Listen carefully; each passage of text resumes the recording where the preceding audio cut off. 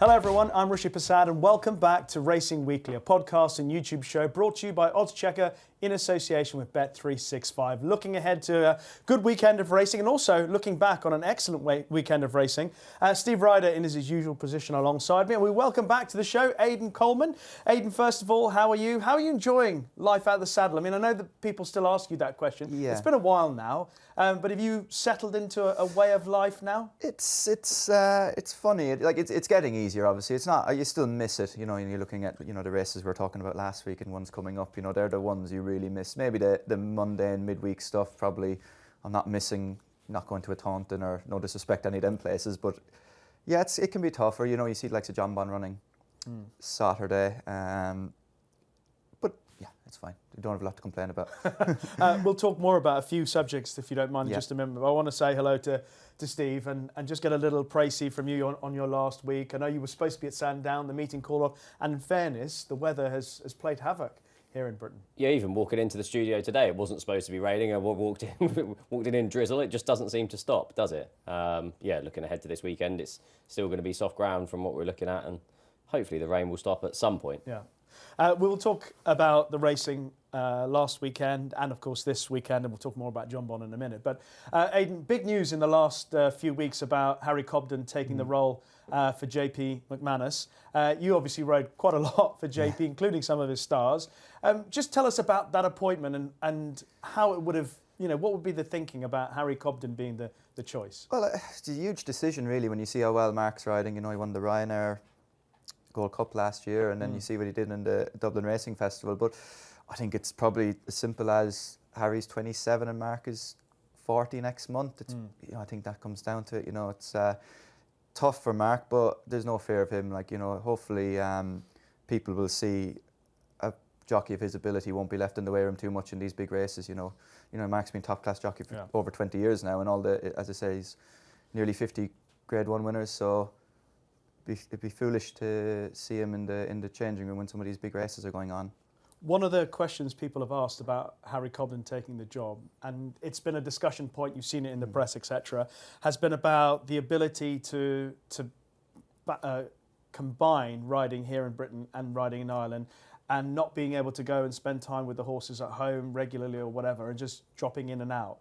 And people have questioned that. I mean, I thought, looking at Harry Cobden from the outside, that he's absolutely ideal. He rides for lots of different trainers, different types of horses. Do you see that as a particular challenge for him? I not like as in the horses or that, but just the logistics of it all. You know, like he's gonna.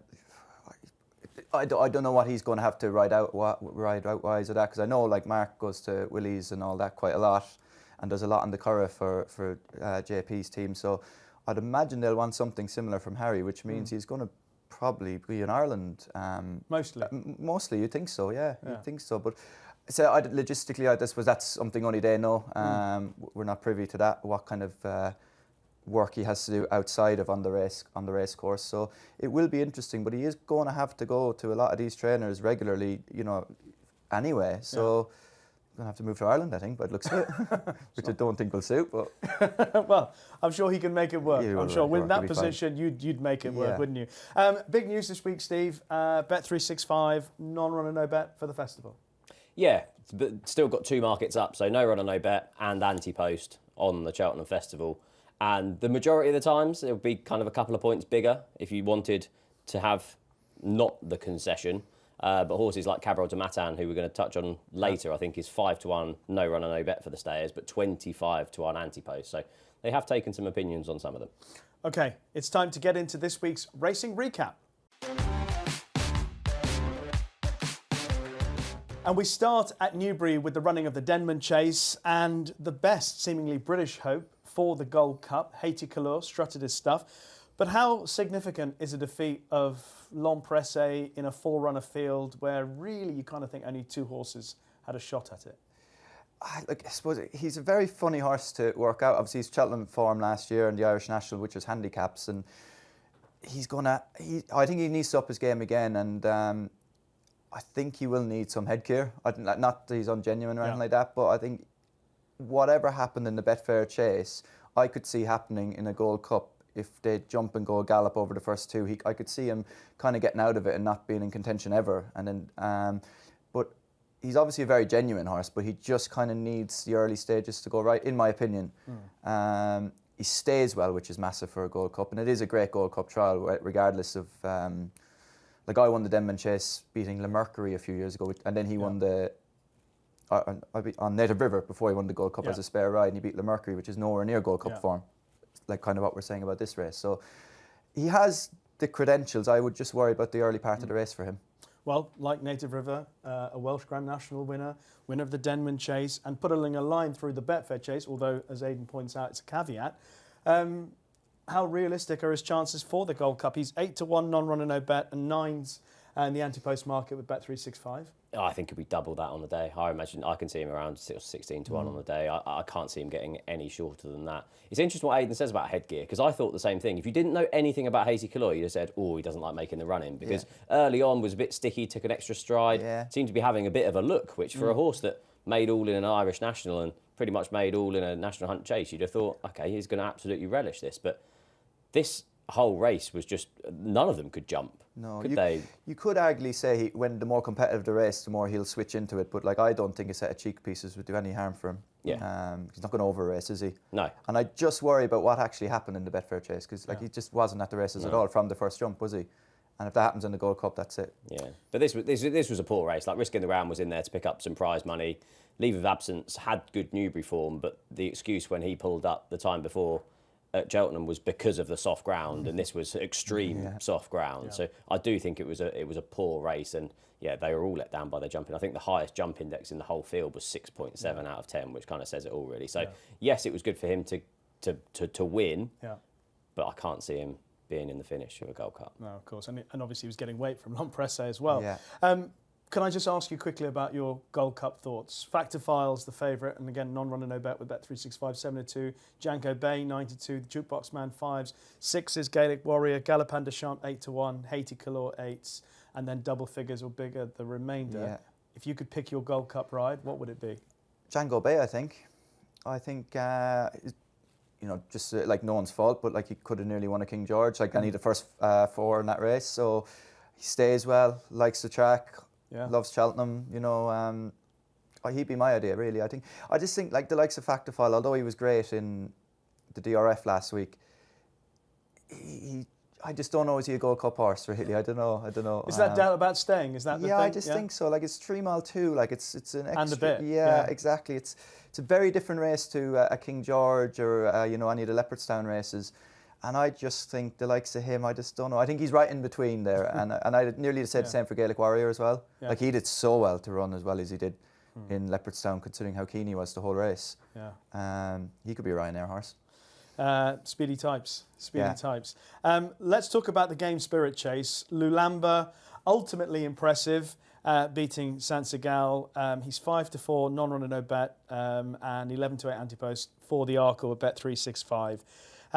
Did he enhance his credentials for the Arkle? Eventually. I think at halfway you wouldn't have thought that he would. It was a really interesting race to watch because Master Chewy was obviously lit up by a first-time visor, went a really good pace, and like we've seen from Lulamba previously, he was a bit sticky at the first 2, and I like it when he's asked, he actually made a really nice shape at the water because at the minute Lulamba's just a bit too up and down. If you go, I think it's the 7th and the 8th, he's alongside Calico, and Calico jumps so much quicker than him. He kind of gains a length at each fence, and I know he's in against Open Company here, and it is going to be different back in Novice Company against the novices who are obviously going to be a bit slower going there. But yeah, I wasn't completely in love with it. I mean, he's the proper Nicky Henderson 2 mile mould, isn't he? He's your Alti or your Shiskin. The further he goes, the better he is. And I thought Nico was trying to teach him by going down the inside and put him in amongst horses. And actually, the most impressive part of the performance was down the straight when he was in the clear. But you'd slightly worry if he's going to be too far back at some stage in an Arkle if you've got the likes of Kopek de Board and Cargies going hard in front. Yeah, I sort of thought of watching the race that he might be a bit like this year's Madgeborough, as in probably the most talented horse in the race, possibly the most talented, but the jumping is just a little bit of a question mark. Especially on the old course of Cheltenham, you know what I mean? They come thick and fast, and you like, he's not a bad jumper, but is he just slick enough at this stage? Yeah. look, if they all line up, it looks like it's going to be a really good Arkle. But like, he is extremely talented horse. Like there's no doubt that he should be nearly towards the head of the market. I just, as you just kind of alluded to there, I just worry about the first half of the race. Yeah. You know, if he's going to be like Django Bay, if he's going to be within 4 or 5 lengths or even a bit closer turning in, providing he meets the second last right, there's no horse going to hit the line more. Yeah. And although it would be disadvantage if they'd gone very fast earlier with like Coke at the Bow or Caragese, they could also do too much, slit each other's throat, and then it would fall in for a closer, which would suit him, providing that he just manages to negotiate the first half of the race without too much difficulty. Yeah. One thing I want to ask you both is about, I love this season. We're getting a little bit of trash talking. Yeah. You know, whether it's Barry Connell or it's Charlie McCarthy, the owner of Kopek de Board, who's come out in the press this week saying that he's flying at home. You know, if he turns up in the form that he's showing at home and that they expect, it, you know, not even Lulamba is going. I like that. I mean, I like that sort of talk. It makes it more interesting, doesn't it? Of course it does. Yeah, it's great. Providing it's accurate.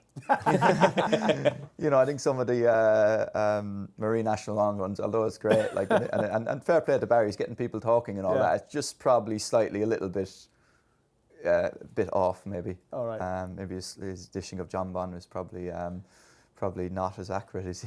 So, if you had to go for an Arkle horse now with Lulamba 5, this is non-runner no bet market with Bet365. Lulamba's 5-4, Kopek de Board 5-2, and I mentioned this particular market because Romeo Couleurs 3-1 for the race.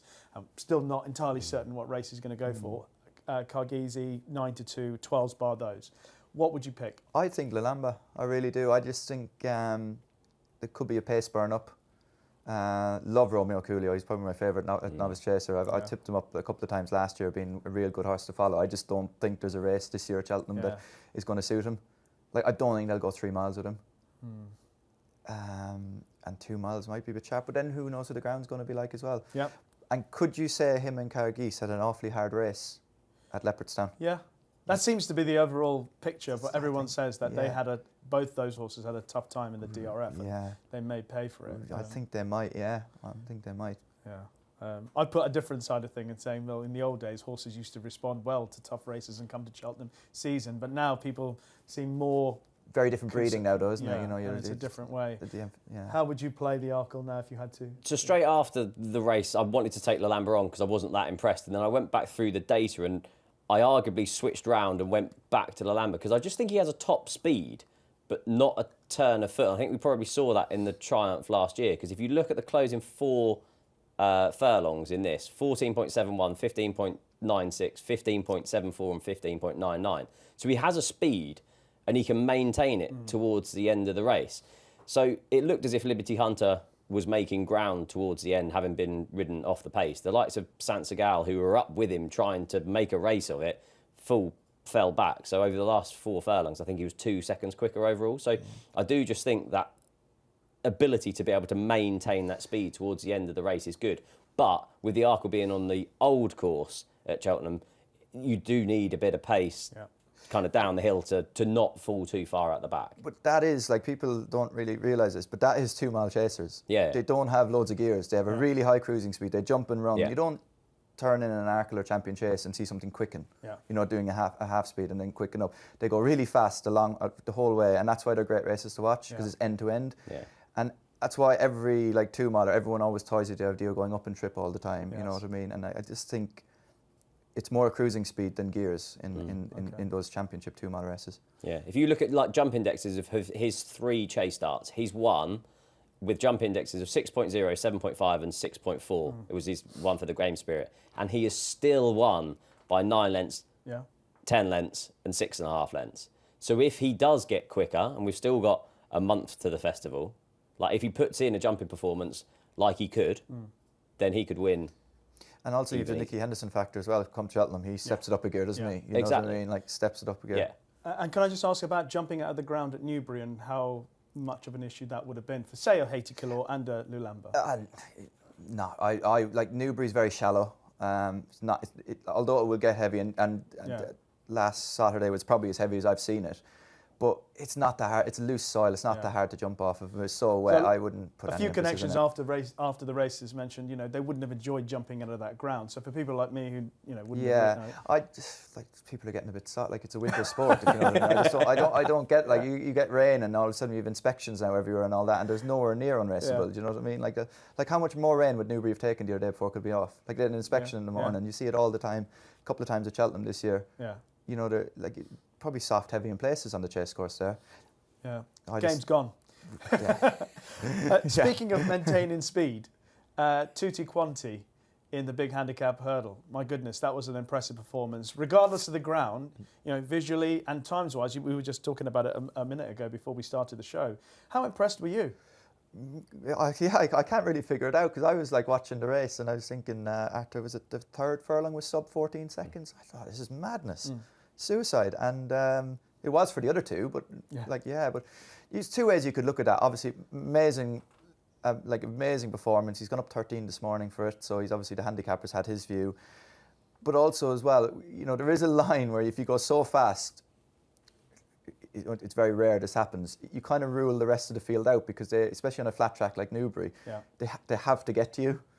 And it was a one-horse race from turning in, wasn't it? Well, the whole way if you knew the result. But you could just, I'd be cautious of the form, really. Okay. It's an open champion hurdle, mind, so I would imagine. Well, that's the thing. I mean, okay, champion hurdle, non-runner, no bet. Tutti Quanti is in there at 20-1 with Bet365. What did you make of the performance from Tutti Quanti? How believable do you think it was? And how realistic are the Nichols team in thinking about supplementing him for the champion hurdle should conditions come in his favour? Well, like Aidan said, plus 13 to 151, so I doubt you'll be running in a county off that. So it's pretty much you supplement for the champion hurdle on soft ground or you don't run at the Cheltenham Festival, I think would probably be the way for him. When you had proven mudlarks like Godante and Mildam pulling up, coming into the straight, you know that he's handled conditions well. And yes, the times were good. Sober Glory, I think, it ended up being quicker, but you don't know how much the ground deteriorated throughout the whole card. But yeah, I thought he was impressive. He was the only UK runner, obviously, in the Supreme. And watching that back, he ran better than what I remember him running in that. So yeah, it'll be interesting in the ground on the day. He was well backed, wasn't he? I think he was about 15-2 when we recorded this. Went off 100 to 30. So yeah, there was confidence behind him. And we, as Aidan know, we've seen horses win the Jerry Field and go on to win the champion hurdle later on in the season. It was Epatante, yes. You rode Epatante to win the Jerry Field, and she obviously went Christmas hurdle rather than obviously coming to this race before winning the champion hurdle. But it can be done. I like the 20-1 though, because say if it is non-runner no bet, because say if it does get really wet, he'll be shorter than that only on the day. And if it's not, he won't run. So I wouldn't be adverse to that. Can I just ask you about the champion hurdle market? And I know we will be talking about a race that's a trial for the champion hurdle coming up later. But as things stand, and this is in the anti-post market, New Line 5-2, Brighter Days Ahead 3-1, Constitution Hill 11-2, Lossy Mouth 6s, Golden A 7s, and then 20s bar those.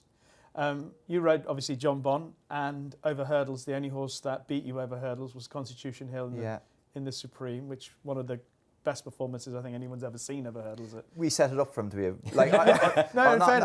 was set up for that. Like, at the time, I've said this before, at the time we obviously didn't know Constitution Hill was as special as he was, and we knew John Bon was obviously quite good as well. He'd probably done a little bit more, even though he'd won the Tolworth, hadn't he, Constitution Hill, and John Bon had won the Kennel Gate or something, 2 grade 2s. And the only chance, I knew Constitution Hill was faster than John Bon. So we just said we'd go a real strong gallop and just see what's going to happen. Was there something else that took you on? Yes, Dysart Dynamo, and we went too fast, basically. Simple. Okay. So, first of all, before I get your selection for the champion hurdle at this stage, Constitution Hill running on the flat at Southwell in a maiden. Would you be backing him for a champion hurdle? Is he still a champion hurdle horse? Would you run him in the champion hurdle? And there's all this debate after Newcastle, like, what is he, 8? Well, he's 9 now, probably, is he? Why would you retire him? You know what I mean? You can't tell me that if you went out to just get that horse round, like just drop in, go wide, do something, and like show jump him down to every hurdle, that he would not get round. Like, it's 100, you will get him round if you just went out to ride him to get round. I know it's not what you want to say, but you had, like, it's hard to kind of phrase this, but like, not if you just went out and schooled him Yeah. and just put him in the race late on, like he's still probably the best horse in the race. I think it'll be an absolute travesty if we don't see him over jumps again. Because you will get him around if you want. Okay, but can you ride him to win? As in, you know, the way that Champion Hurdle, you've obviously ridden in the race, you know what it takes. Do you know that do you think a jockey can have confidence following the falls that he's had to ride him to win the race rather than just hunt him around and hope for the best? Well, I think this is where they are with him. I don't think anyone backing him or anything, you could do anything else. I don't think if you know, Nick or whoever rode him, dropped him in and literally just show jumped him down over every hurdle, he'd still be in the race. Just saying, get within 4 strides of a hurdle and just do something on him. Yeah.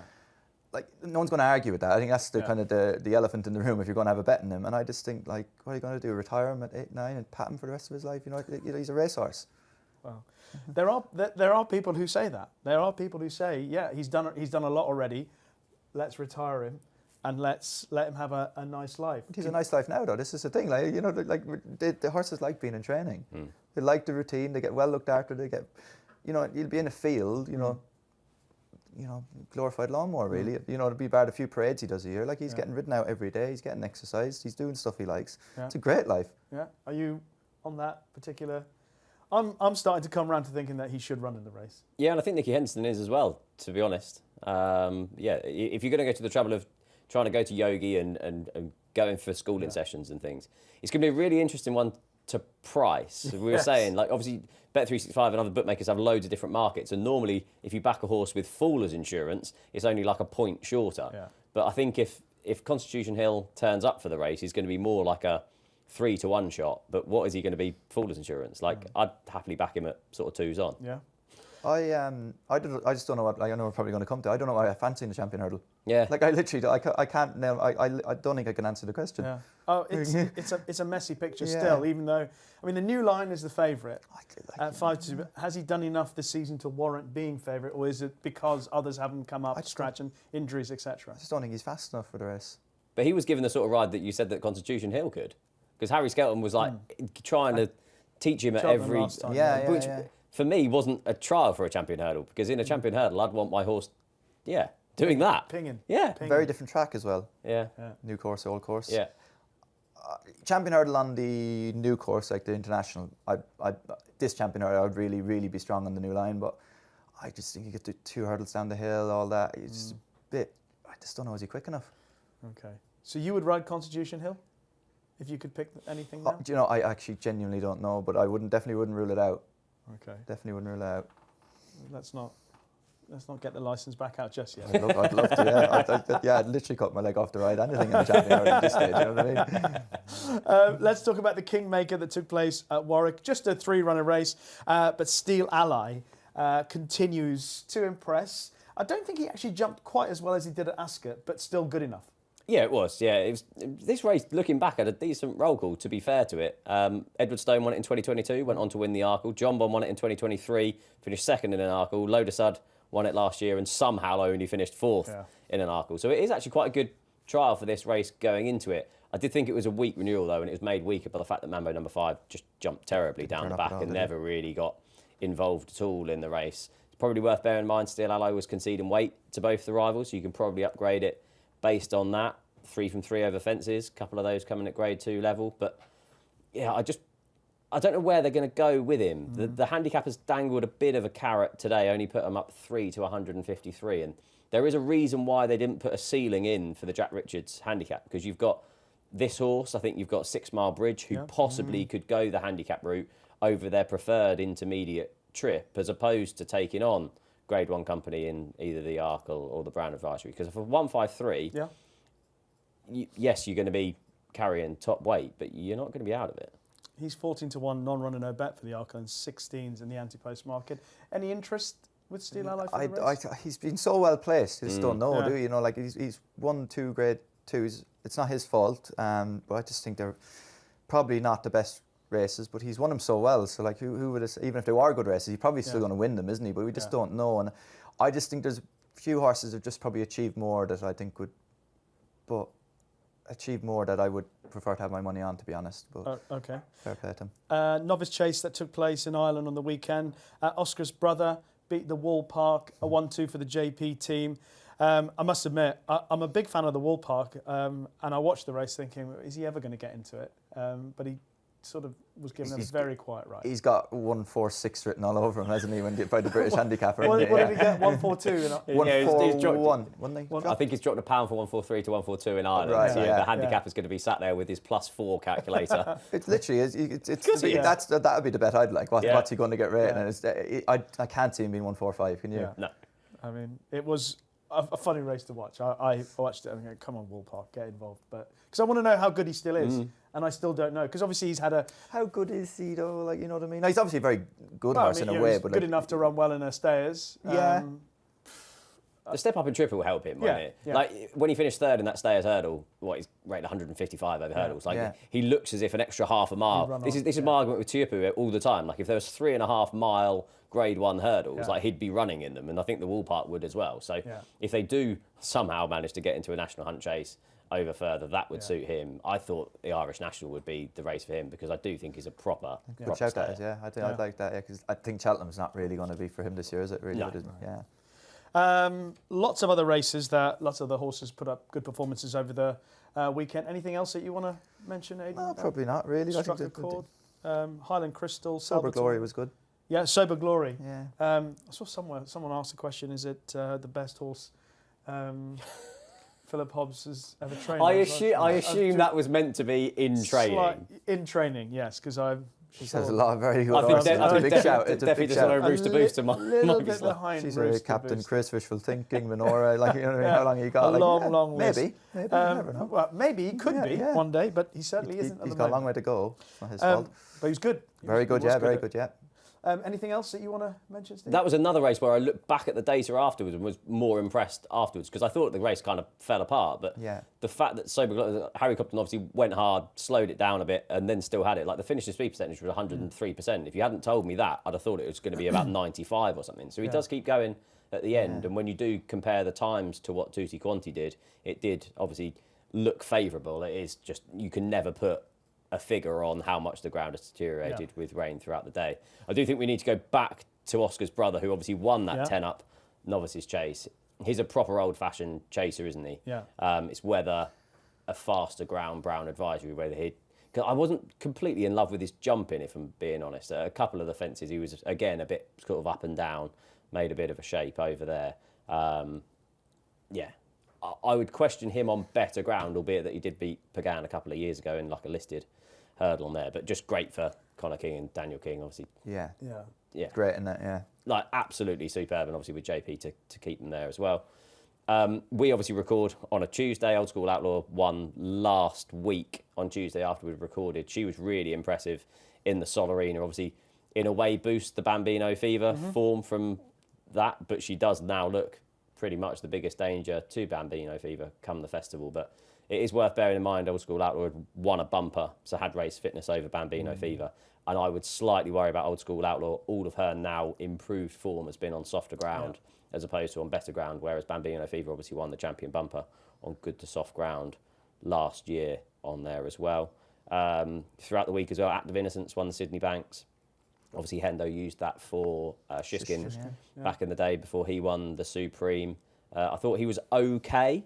I wasn't completely blown away. If you need to be kind of winning a Turners, I thought you needed to win it in at least that sort of style. But he's well deserving of taking his chance in that race, and they're obviously going to go for the Turners with Old Park Star and the Supreme. And again with Nicky, like from riding for a lot for him, they do step up a gear for Cheltenham again. You know, you look at John Bonds, his least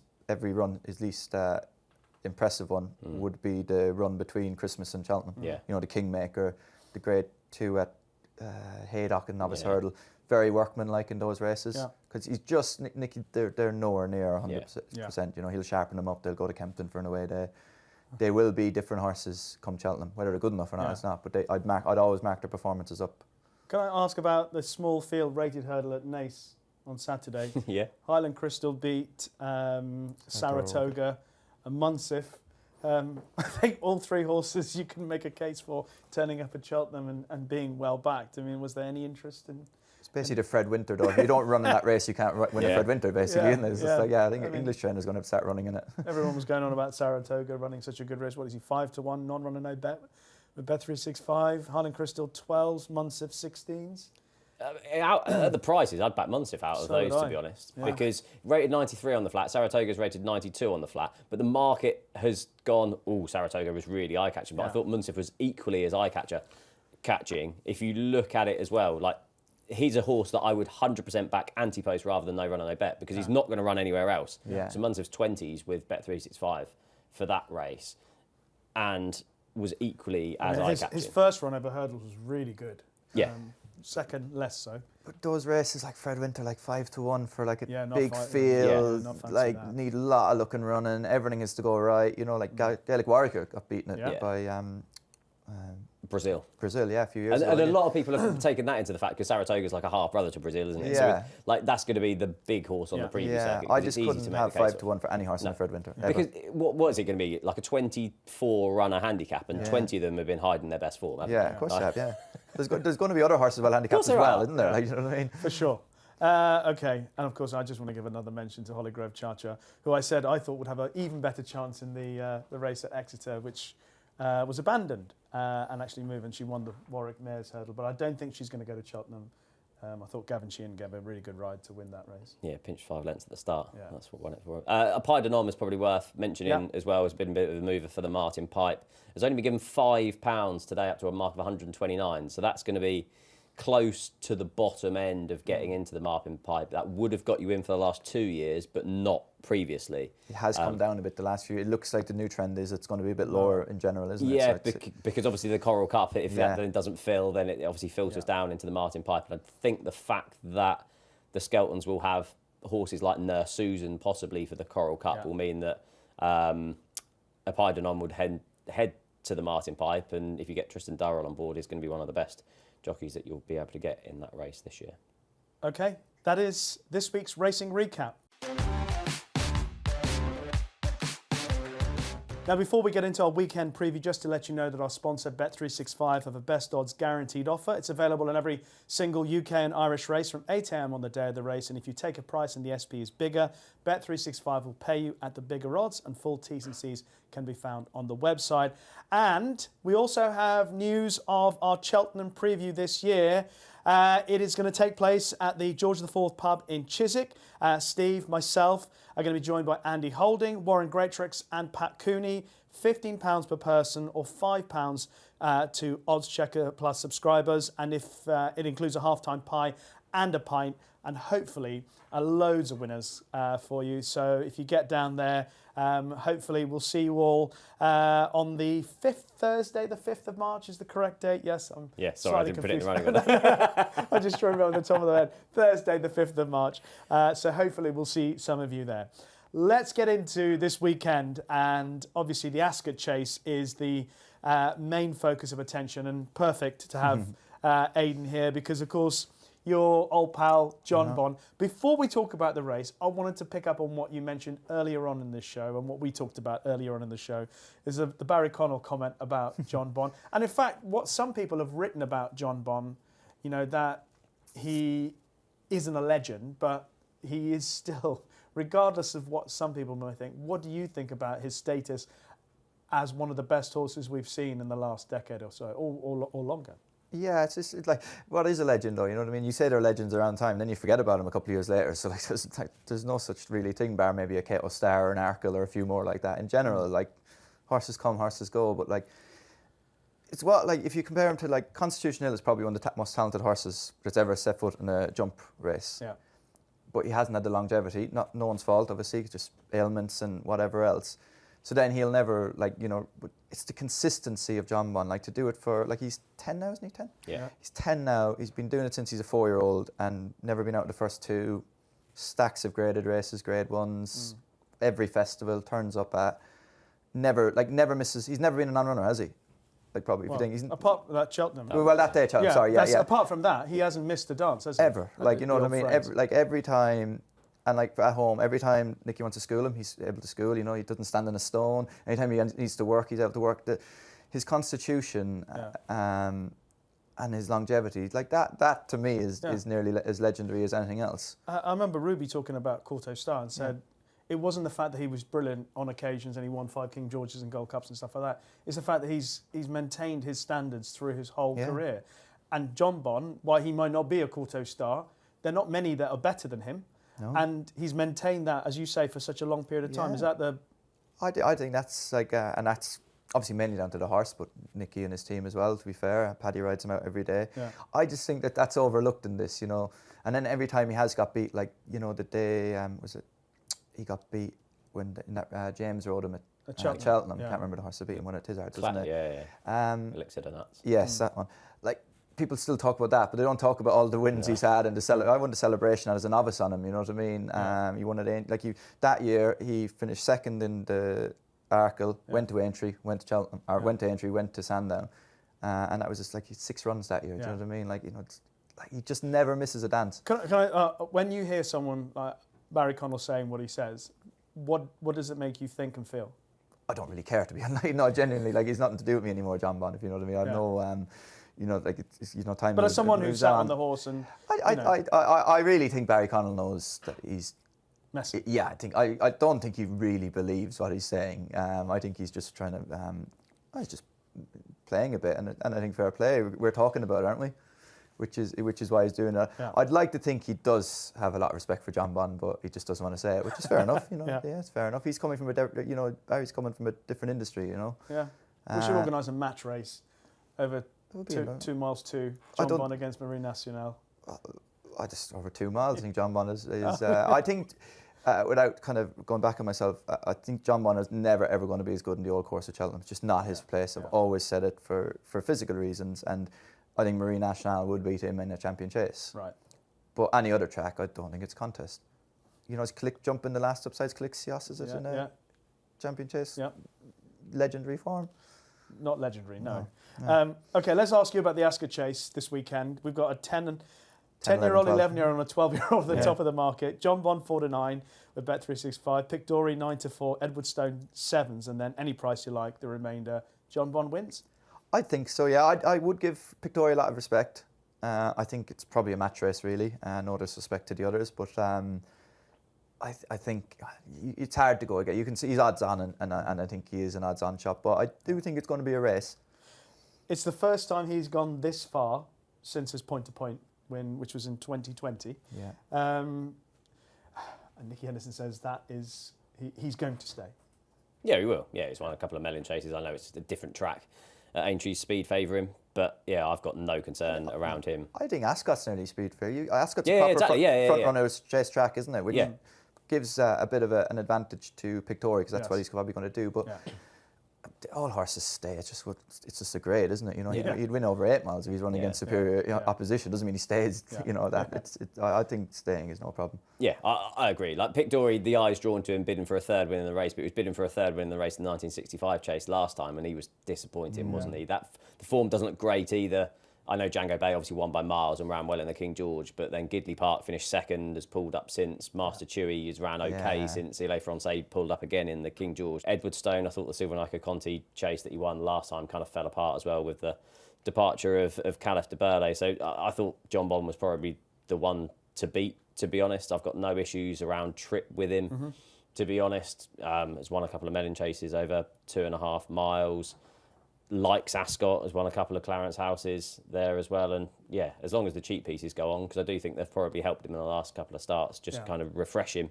I think he'll just prove too good in this. I think Nicky Henderson will be hoping that Dan Skelton obviously has 3 in here. I think he'll probably hope that they declare Calico, because I think he'll then put pressure on Pictori in the lead and not allow him to have an easy lead. Obviously, Calico won that handicap chase at Ascot a couple of starts ago, and I think if you've got Calico putting pressure on Pictori in the lead, I think it will set it up perfectly for John Bon.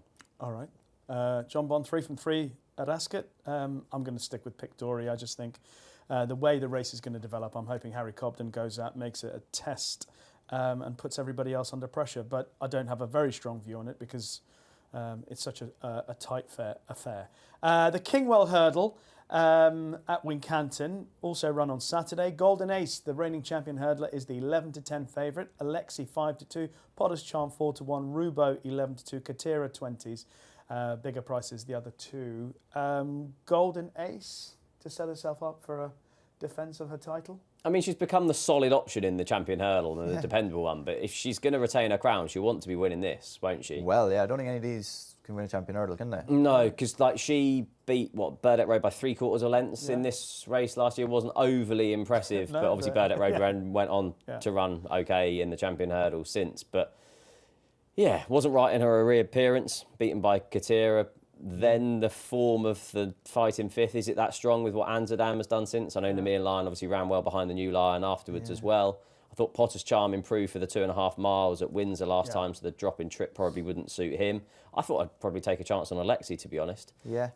Second to Celtic Dino in the Welsh Champion Hurdle, then was an impressive winner at Ascot, then won the Greatwood Hurdle. I just thought it was one run too many in a quick period when he was behind Willful and Hot Fuss, who Hot Fuss has obviously won again since. He's been off 56 days, so I think that short little break will have freshened him up slightly. I thought 5-2 was quite generous, to be honest.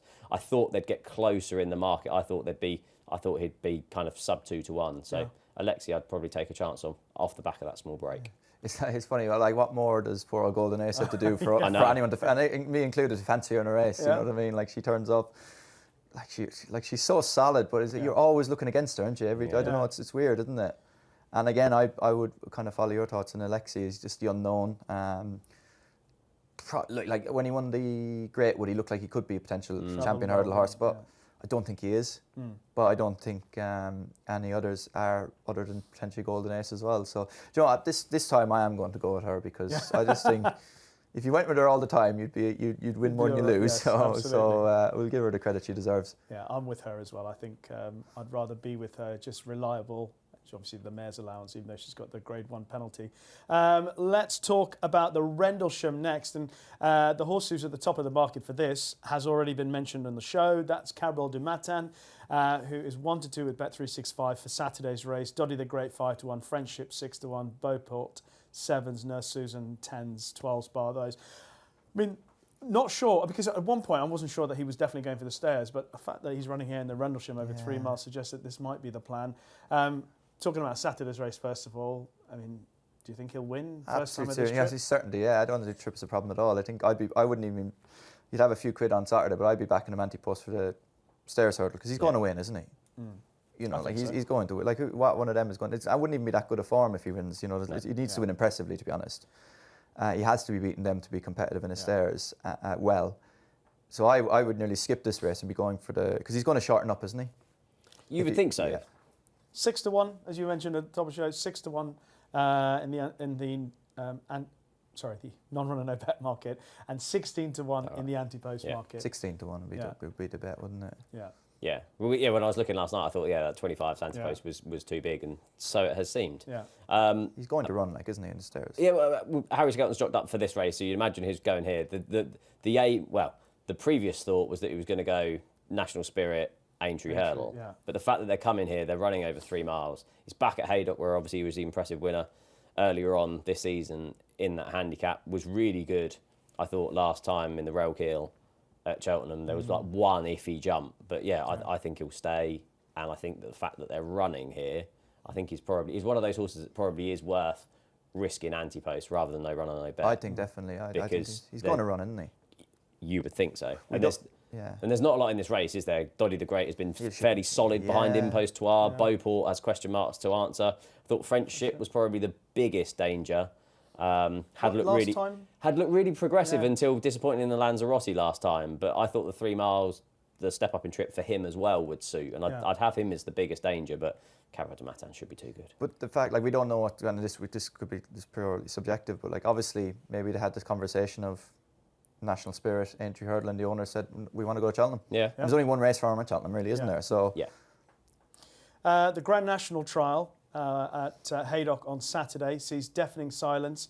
5-2 favourite again for the Skeltons. Mayatown 7-2. I think connections are leaning, according to what they're saying in the most recent reports, leaning towards running at Haydock on Saturday. Grand Geste 7-1. Rivers Corner 7-1. Gitmaker 8s, along with Richmond Lake and 10s. Bar those. Deafening silence off the back of the run at Chepstow, the Welsh National. What do you think of the chances? It was solid, obviously. It's kind of an open race. Wouldn't be the strongest Grand National Trial ever ran. I keep getting drawn to Mayatown. Yeah, I think me too. just as the jumping is a question mark, obviously, Yeah. is the thing. But it's very rare. It's a massive negative, a horse, especially to get the fall he got in the Ladbrokes, they call it now, is it? Newbury. Newbury race, The yeah. old whatever. Hennessy. The Hennessy, whatever we call it. The Hennessy. It's always the Hennessy to me, anyway. But like, that was a bad fall. And very rare, or not very rare, it's very hard for a horse then to go out and win his next start. Yeah. Because it's memory and it's not an ideal preparation for another race. So now the fact that he's got round and ran well. Yeah.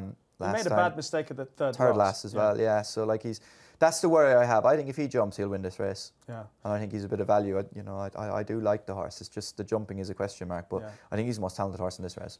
I think he had everything beat going down to the third to last, and then he made that mistake. And then the next two jumps, you can see he was still there. He got in tight, lent a bit left, and it wasn't clean after that. He wasn't beaten that far. 3 lengths, wasn't it? 3 and a bit. Yeah, it was bunch finish, wasn't it? Yeah, I think he's the most talented horse in this race, and I think without that mistake, he'd have won.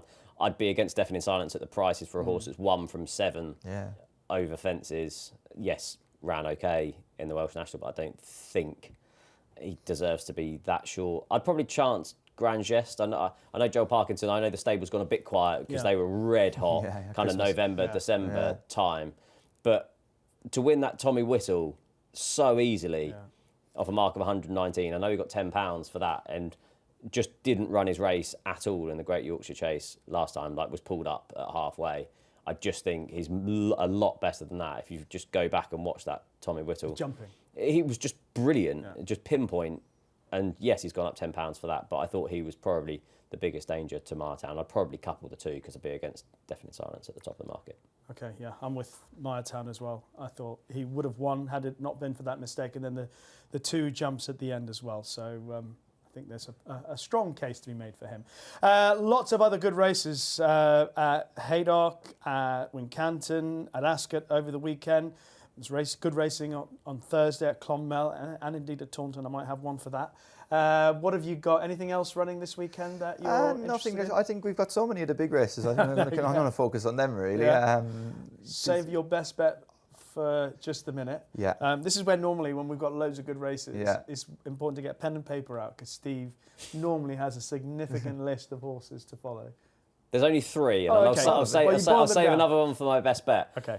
In the Reynoldstown Novice Chase at Ascot on Saturday, the Tizzards have a really good record in it. They won it with Mr. Malarkey in 2019, Copperhead in 2020, when obviously Colin Tizzard was on the licence. Oscar Elite won it in 2023, and the Changing Man won it last year for Joe Tizzard. And they've got Western Knight entered in it this year, has won his previous 2 starts over fences. He has a rate of 136, which is only £1 lower than the Jukebox Kid, who is 2 to 1, and Western Knight's 5 to 1. So I don't quite understand the price discrepancy there. He's the stereotypical Tizzard chaser, like was definitely going to improve for going. Where will Brendan go?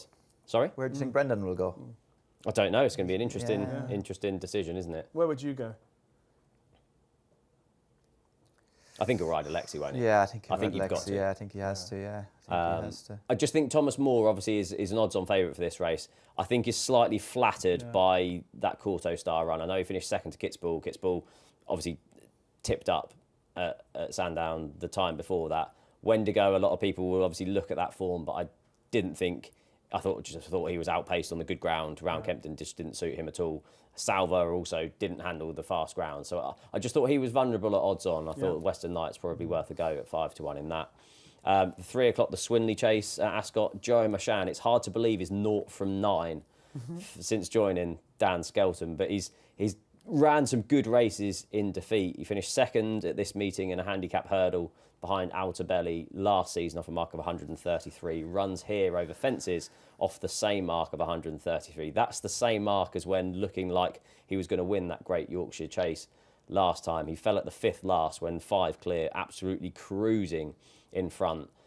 I think there's about 30 days he's got to get over that fall. Now it was a pretty heavy fall, but if he's over that, I thought the sort of 8 to 1 that's available for him was too big in the Swinley Chase at Ascot, a track that should suit him. And then the 12.55, the Victor Ladorum at Haydock. Gary Moore has a superb record in this. If you go back through his winners, Porticello won it in 2022, Bo Zenith won it in 2023, Salva won it in 2024, and then Give It To Me OJ finished second in it last year. So clearly a race that they target with their juveniles. They have Mac Toad entered in it this year.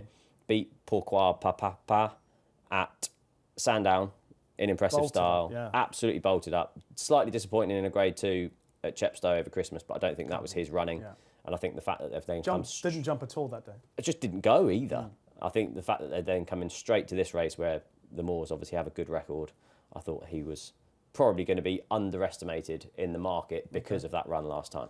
All right. I'll add 3 as well. Tripoli Flyer, Fern O'Brien gets another go on him. I don't know if anybody watched the race at Ascot last time out. I think jumping the 5th, he just took off.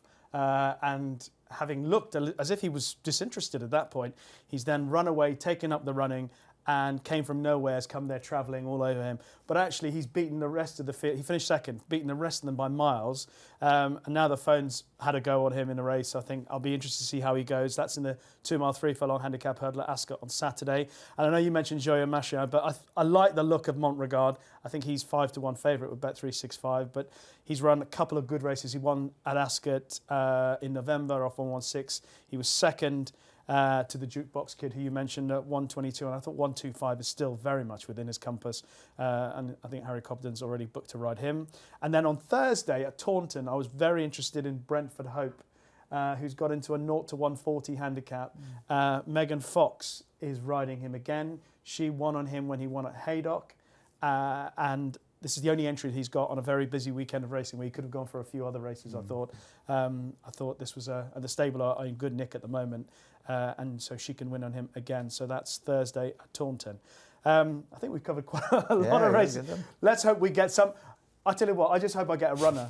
I put up so many best bets over the last few years, and very few have actually even made it to the races. Yeah. Aidan, so I'm a little bit Well, I went embarrassed. for the safe. So I'm going to go for the safer option. Okay. It's probably guaranteed to run. I think probably for people, they're probably thinking you're lucky that they're not running because at least you're not.